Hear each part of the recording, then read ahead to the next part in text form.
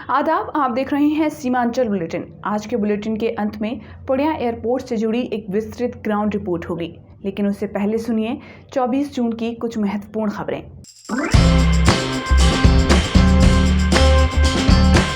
किशनगंज जिले के ठाकुरगंज प्रखंड अंतर्गत खारूदा पंचायत के गोगोरिया गांव के ग्रामीण नदी कटाव से परेशान हैं।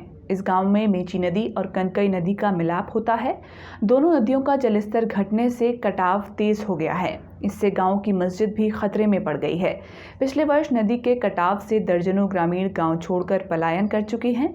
जो ग्रामीण गांव में बचे हैं वह भी इस बार अपने घर को तोड़कर दूसरी जगह पलायन कर रही हैं।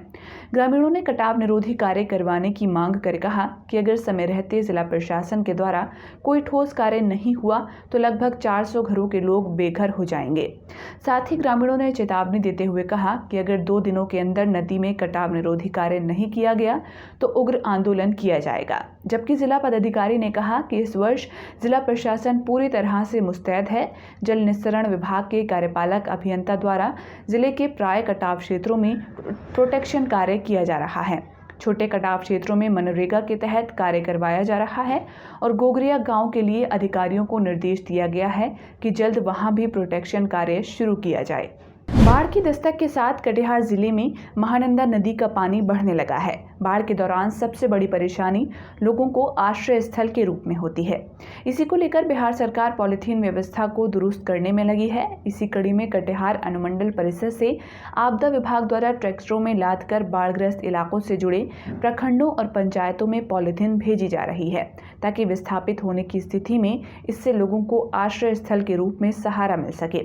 कटिहार आपदा के प्रभारी एडीएम विजय कुमार ने कहा कि अब तक कटिहार में 1,08,000 पीस पॉलीथीन आ चुकी है, जिसमें से 70,000 पीस पॉलीथीन बाढ़ग्रस्त प्रखंड और पंचायतों में भेजी जा चुकी है और आगे भी ये कार्य जारी रहेगा।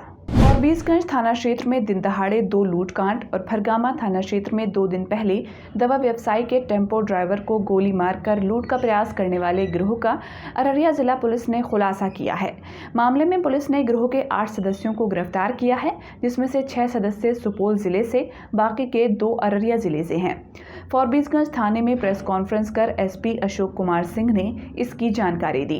गिरफ्तार अपराधियों के पास से 12 मोबाइल, 30 किलोग्राम गांजा, 3 अवैध हथियार, 6 कारतूस, लूट के 1,81,050 रुपए, लूट की राशि से खरीदी गई हीरो सुपर स्प्लेंडर मोटरसाइकिल और जेवरात, घटना के समय इस्तेमाल हुई अपाची मोटरसाइकिल और 2 4 व्हीलर बरामद किए गए हैं। एसपी अशोक कुमार सिंह ने बताया कि 9 मई को फॉरबिसगंज जुम्मन चौक के पास हथियार के दम पर 9 लाख रुपए लूटे गए थे। इसके बाद 13 जून को फॉरबिसगंज कृषि उत्पादन बाजार समिति के पास एक व्यवसायी से 4 लाख रुपए लूटे गए थे। दोनों मामलों को लेकर फॉरबिसगंज एसडीपीओ रामपुकार सिंह की अगुवाई में एक विशेष टीम का गठन किया गया था। टीम ने वैज्ञानिक और तकनीकी अनुसंधान का सहारा लेते हुए गिरोह के सदस्यों की गिरफ्तारी की। एसपी ने बताया कि 2 दिन पहले भरगामा के खजूरी में दवा व्यवसायी से लूट के प्रयास में टेम्पो चालक पर गोली चलाने के पीछे भी यही गिरोह शामिल था। कटिहार के बरारी प्रखंड अंतर्गत पूर्वी बरीनगर के वार्ड संख्या 10 में एक घर में आग लगने से सारा सामान जलकर राख हो गया। जानकारी के मुताबिक मंजू देवी के घर में भीषण आग लग जाने से 3 कमरे और घर में रखा सारा सामान जल गया। पीड़ित मंजू देवी ने बताया कि वो घर में अकेले रहती है, इसलिए पता नहीं चल पाया कि आग कैसे लगी। उन्होंने बताया कि आगजनी में 12,000 नकदी समेत घर में रखा सभी सामान जल चुका है। इस घटना के बाद स्थानीय कई समाज सेवी मौके पर पहुंचे और प्रशासन से मदद की मांग की है। किशनगंज जिले में शुक्रवार को कोविड से संक्रमित 4 नए मरीज पाए गए हैं, जिससे जिला में संक्रमित मरीजों की संख्या बढ़कर 6 हो गई है। सभी संक्रमितों को होम आइसोलेशन में रखते हुए आवश्यक देखभाल की जा रही है। कोविड-19 संक्रमण की फिर से बढ़ती संख्या को देखते हुए स्वास्थ्य विभाग पूरी तरह अलर्ट मोड में आ गया है। जिले के सरकारी अस्पतालों में संक्रमण से सुरक्षा के लिए सभी तरह की व्यवस्था उपलब्ध है। इसके अलावा जिला प्रशासन व स्वास्थ्य विभाग द्वारा लोगों को पूरी तरह कोविड प्रोटोकॉल का पालन करने और समय पर टीका लगाने की अपील की जा रही है। किशनगंज के स्थानीय नेता इमरान आलम ने बिहार सरकार के जल संसाधन मंत्री संजय झा से उनके पटना स्थित आवास में मिलकर जिले में हो रहे नदी कटान की समस्या को लेकर ज्ञापन दिया। ज्ञापन में विशेषकर बताया गया कि बहादुरगंज प्रखंड अंतर्गत लौचा पंचायत के सतमेड़ी, यूनुस टोला, बोचा गाड़ी, डोरिया टोली, धीम टोला, महेश पतना पंचायत के केकाहाट बस्ती, खाड़ी टोला, महेश पतना और निशंद्रा पंचायत के खाड़ी टोला, मोसलडांगा निशंद्रा, दुर्गापुर, बंगामा पंचायत के मोसलडांगा, सखुआ बाड़ी, लवटोली प्राथमिक विद्यालय दुर्गापुर, देवरी आदि और दिगलबैंक प्रखंड के पतरगट्ठी, ग्वालटोली इत्यादि दर्जनों स्थलों में कनकई रतवा नदी से कटान जारी है, जिसमें उन्होंने फ्लड फाइटिंग करने की मांग की है। अब समय है एक विस्तृत ग्राउंड रिपोर्ट का। बिहार के पुणे हवाई अड्डे से घरेलू उड़ान बहाल करने की घोषणा प्रधानमंत्री नरेंद्र मोदी ने 18 अगस्त 2015 को की थी। पुणे सांसद संतोष कुशवाहा ने मार्च 2022 में संसद में कहा था कि जमीन अधिग्रहण की राशि 2017 में ही बिहार सरकार ने जिलाधिकारी को आवंटित कर दी थी, लेकिन किसान हाईकोर्ट चले गए थे, जिस वजह से जमीन अधिग्रहण नहीं हो पाया था। दरअसल जिले के कृत्यानंद नगर प्रखंड अंतर्गत गोआसी गांव के 75 किसानों की 52 एकड़ 18 डिसमिल जमीन प्रस्तावित पुणे हवाई अड्डे के सिविल एनक्लेव व संपर्क पथ निर्माण के लिए ली जा रही है।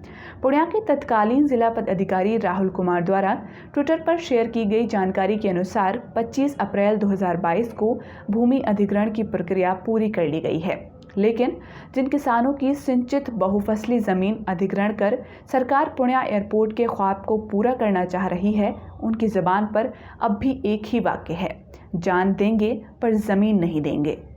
नए भूमि अधिग्रहण अधिनियम 2013 की धारा 4 के अनुसार भूमि अधिग्रहण से पहले सोशल इम्पैक्ट असेसमेंट यानी SIA करना जरूरी है। पुणे एयरपोर्ट के लिए हुए SIA में बताया गया है कि अध्ययन में शामिल परिवारों में से 78.57% परिवार सामान्य जाति वर्ग के हैं और शेष पिछड़े वर्ग के हैं, जबकि स्थानीय किसानों का दावा है कि ज्यादातर प्रभावित किसान पिछड़े वर्ग और दलित समुदाय से हैं। SIA अध्ययन में लिखा गया है कि जन सुनवाई के दौरान ग्रामीणों में रोष देखा गया। उन्होंने बैनर लगाकर विरोध प्रदर्शन किया। वो किसी भी स्थिति में अपनी जमीन परियोजना के लिए देने को तैयार नहीं है, क्योंकि पुणे सैन्य हवाई अड्डे के निर्माण के लिए इसी मौजा से लगभग 500 एकड़ जमीन अधिग्रहण की गई थी, जिससे अधिकांश किसान छोटे किसान या भूमिहीन हो गए या उन्हें पलायन करना पड़ा था। पुनः भूमि अधिग्रहण से उनका परिवार भुखमरी का शिकार हो जाएगा। SIA अध्ययन कहता है कि भू अर्जन की जाने वाली जमीन आवासीय, बहुफसलीय और उपजाऊ है। इसमें अधिकांश परिवार सब्जी उगाते हैं, जो उनके आय का मुख्य स्रोत है। भूमि अधिग्रहण से उनके सामने आजीविका की गंभीर समस्या उत्पन्न हो जाएगी। SIA अध्ययन में एक निष्कर्ष ये भी निकला है कि भूमि अधिग्रहण से छोटे और सीमांत किसानों की संख्या में वृद्धि होगी। दूसरी तरफ परियोजना और आसन्न विकास के अवसरों के कारण आसपास के इलाकों में भूमि की कीमत में वृद्धि हो जाएगी। इसमें से अधिकांश लोगों के लिए मुआवजा राशि से समान भूभाग को खरीदने में कठिनाई होगी। मैं मीडिया ने इस मामले पर स्थानीय किसानों से बातचीत की तो मालूम हुआ कि लगभग सभी किसान किसी भी हालत में अपनी जमीन छोड़ने को तैयार नहीं हैं। किसानों का कहना है कि जान देंगे पर जमीन नहीं देंगे। ये ज़मीन के छोटे छोटे टुकड़े हमारे हाथ पैर हैं, ये नहीं रहेंगे तो हमारी जीविका का स्रोत ही खत्म हो जाएगा।